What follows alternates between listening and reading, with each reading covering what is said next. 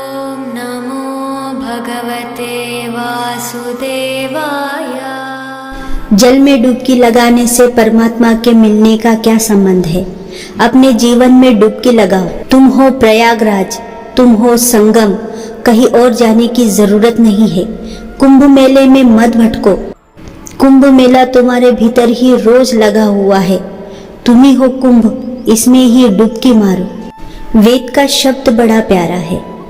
वेद से वेद का अर्थ होता है ज्ञान, उसी से विज्ञान शब्द बना।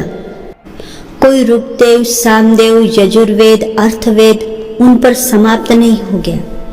जब भी दुनिया में किसी व्यक्ति ने अपने भीतर परमात्मा का साक्षात्कार किया है, वेद वहां फिर से जन्मा है। हर बुद्ध के साथ वेद का जन्म होता है। फिर वह बुद्ध चाहे मोहम्मद हो, चाहे महावीर हो, चाहे कृष्ण, कुछ भेद नहीं करता। जिसने अपने को जाना, जानते ही उनके होठों से वेद फूट पड़ते हैं, क्योंकि वह स्वयं ही ब्रह्म हो गया। परमात्मा कोई व्यक्ति नहीं है। परमात्मा उस विराट का नाम है जो तुम्हें घेरे हुए है, जो तुम्हें श्वास बनकर आता है, जो तुम में रक्त बनकर बहता है, जो तुम्हारे हृदय की धड़कन है, जो तुम्हारे आंखों की ज्योति है, चमक है, जो तुम्हारा प्रेम है, प्रार्थना है, तुम्हारा काव्य है, तुम्हारा संगीत है, जो तुम्हारा अस्तित्व है, जो तुम्हारे प्राणों का प्राण है, जिसने तुम्हें बाहर और भीतर सब तरह से घेरा है। उस विराट का नाम ही परमात्मा है। जिसे तुम भय के कारण छोड़ोगे वह छूटेगा नहीं।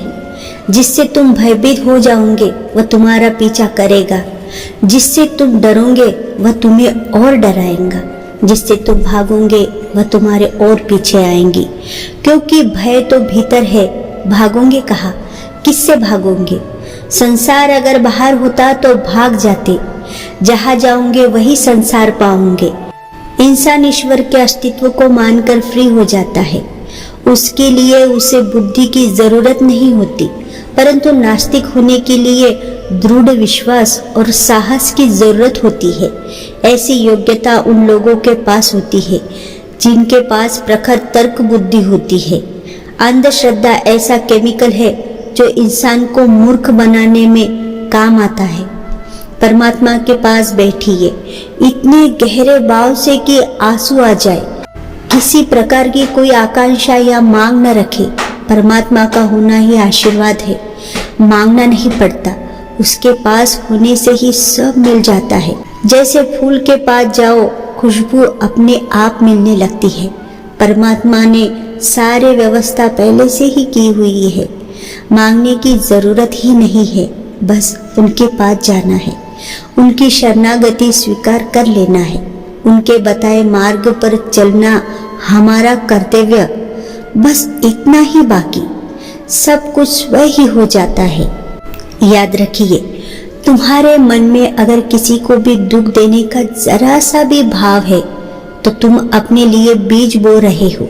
क्योंकि तुम्हारे मन में जो दुख देने का बीज है वह तुम्हारे ही मन की भूमि में गिरेगा। किसी दूसरे के मन की भूमि में नहीं गिर सकता। बीज तो तुम्हारे भीतर है, वृक्ष भी तुम्हारे भीतर ही होगा, फल भी तुम ही भोगोगे। कुछ चीजें निकट आने पर बिना मांगे ही मिल जाता है, जैसे फूल से सुगंध, बर्फ से शीतलता, अग्नि से गर्माहट। इसीलिए ईश्वर से भी कुछ मत मांगिए, बस उनसे निकटता बनाइए। सब कुछ बिना मांगे ही मिलेगा। कभी फूलों की तरह मत जीना। जिस दिन खिलोगे टूट कर बिखर जाओगे। जीना है तो पत्थर की तरह जियो। जिस दिन तरह से गए भगवान बन जाओगे। अपना किरदार हसीन होना चाहिए। किरदार चाहे जो भी हो, कहानी हसीन होनी चाहिए। दिल में अच्छाई और आंखों में प्यार होना चाहिए। मायूसी में क्या रखा है? जिंदगी तो गुलजार होनी चाहिए। सस्ते तो सभी है आजकल, घर में थोड़ी सादगी की मिलावट भी होनी चाहिए। यूं तो सबके जिंदगी का सफर आसान नहीं होता। जिंदगी जीने के लिए खुश मिजाज होना चाहिए। मिठास होठों पर नहीं, दिल में होनी चाहिए। लोग चाहे जैसे भी बर्ताव करें, पर आपके बर्ताव में संस्कार होने चाहिए। स्वार्थ से भरी इस दुनिया में थोड़ा निस्वार्थ भी होना चाहिए। किरदार चाहे जो भी हो, कहानी हसीन होनी चाहिए। एक पुरुष कब हारता है पता है आपको? पुरुष कभी नहीं थक सकता है अपने परिवार एक बच्चों के 2 वक्त की रोटी कमाने में। वह दिन भर भूखा रहकर भी लगा रहता है बॉस की उम्मीद पर खड़ा उतरने में। वह दिन भर के काम से नहीं थकता है, लेकिन जब वह शाम ढलते ही घर जाता है, वहाँ माँ और पत्नी के आपसी मनमुटाव में वह टूट जाता है। वह हर रोज हार जाता है। यही एक पुरुष हारने लगता है। ईश्वर भी टूटी हुई चीजों का इस्तेमाल बड़ी खूबसूरती से करता है। मिट्टी के टूटने से खेत बनता है और बीज के टूटने से नए पौधे की संरचना होती है। इसलिए जब आप खुद को टूटा हुआ महसूस करें तो समझ लीजिए कि ईश्वर आपका इस्तेमाल किसी बड़ी उपयोगिता के लिए करना चाहता है। मेरे मरने के बाद मेरी कहानी लिखना, कैसे बर्बाद हुई मेरी जवानी लिखना, कि मेरी जिंदगी खुशी को कैसे तरसी, कैसे बरसा मेरी आंखों से पानी लिखना। और लिखना कि उसका इंतजार किया बहुत, आखिरी सांसों में वह हिचकियों की कहानी लिखना। लिखना कि मरते वक्त भी देता गया दुआ तुझको, हाथ बाहर थे कफन से यही निशानी लिखना। मनुष्य को संपूर्ण इंद्रियों को वश में करने का प्रयास करना चाहिए, क्योंकि जिस मनुष्य की इंद्रियां वश में होती है उसकी ही बुद्धि स्थिर होती है। जिसकी बुद्धि स्थिर होगी वही व्यक्ति अपने क्षेत्र में ऊंचाइयों को छूता है और जीवन के कर्तव्य को पार कर देता है। बड़ी सोचने की बात है कि पवित्र भगवान का मंदिर और अपवित्र आदमी के घुसने से अपवित्र हो जाता है। होना तो उल्टा चाहिए था कि अपवित्र आदमी पवित्र मंदिर में पहुंच जाए तो पवित्र हो जाए, लेकिन होता यह है कि खुद भगवान ही अपवित्र हो जाते हैं।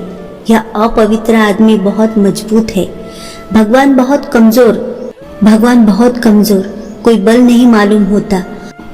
उनमें एक अपवित्र आदमी चला गया और भगवान अपवित्र हो गए, मंदिर ही अपवित्र हो गया। ऐसे कमजोर मंदिरों से धर्म कैसे आ सकता है? ऐसे मंदिर चाहिए जहां अपवित्र घुसे और पवित्र होकर वापस लौट आए। उसको ही हम मंदिर कह सकते हैं। इसको कैसे मंदिर कह सकते हैं? मंदिर भी बाजार है, बाजार का ही हिस्सा है। मंदिर जाते हैं लोग तो क्या मांगते हैं? धन चाहिए, मुकदमा जीतना है, विवाह करना है, बच्चे नहीं होते, दुकान नहीं चलती, नौकरी नहीं मिलती, दिखता भर है, मंदिर है वही है नहीं मंदिर। और जिसने सब पहचान लिया कि आसार ही आसार है, वह मंदिर थोड़े ही जात है, वह धर्म की तरफ जाता है। रावण को मारने की भी कठिनाई यही थी कि उसके असली चेहरे का पता लगाना नामुमकिन था कि असली चेहरा कौन सा है, और आप भी अपने को ना मिटा पाएंगे। परमात्मा के सामने, राम के सामने रावण ऐसे ही खड़ा था जैसे आप भी परमात्मा के सामने खड़े हैं। आपको तक पता नहीं है कि आपका असली चेहरा कौन सा है, जिसको काटने से आप मिट जाएंगे।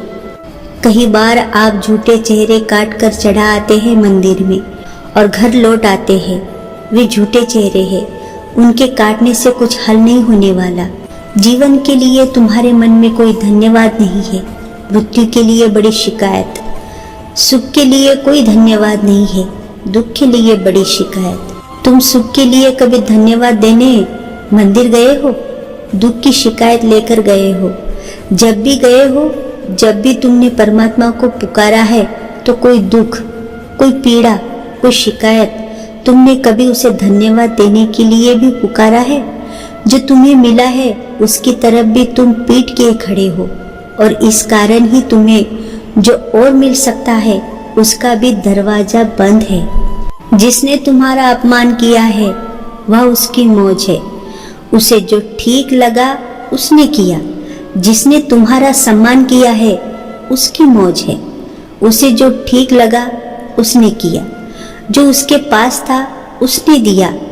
तुम अपमान और सम्मान दोनों को एक ही धन्यवाद के भाव से स्वीकार कर लेना, दोनों का आभार प्रकट कर देना और आंख मूंदकर भीतर डुबकी लगा लेना। भक्त का अर्थ होता है कि उसने सब परमात्मा पर छोड़ दिया है, कि तूने जो करवाया हुआ है और तू जो करवा रहा है, जो होगा आगे भी तू करवाता है और होता रहेगा। मैं अपने को विदा करता हूँ, मैं अपने को नमस्कार करता हूँ। भक्त अपने अहंकार को अलविदा कर देता है, यह समर्पण है। तो प्रेम से बोले जय महाकाल, हर हर महादेव, हर हर महादेव।